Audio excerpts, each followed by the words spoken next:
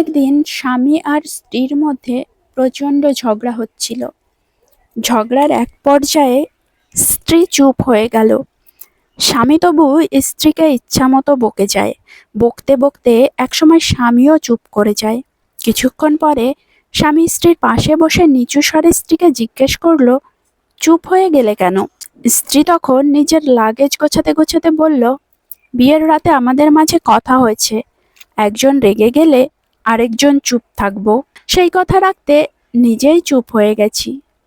এই বলে লাগেজ হাতে নিয়ে স্ত্রী চলে যেতে চাইলে স্বামী শক্ত করে স্ত্রীর হাত ধরে বলল, কোথায় যাচ্ছ তুমি? স্ত্রী বলল, বাপের বাড়ি। স্বামী তখন গম্ভীর কণ্ঠে বলল, বিয়ের রাতে আমাদের মাঝে এই কথা হয়েছে যে যতই মনোমালিন্য হোক কিংবা ঝগড়া হোক না কেন, দিন শেষে রাতের আধারে তুমি ঠিকই আমার বুকের বাঁ পাশে মাথা রেখে ঘুমাবে। অতএব তোমার যদি সত্যি কোথাও যেতে ইচ্ছে করে, তাহলে আমাকে ছাড়া তুমি যেতে পারবে না। তাই তুমি বসো, আমিও আমার লাগেজ গুছিয়ে নেই।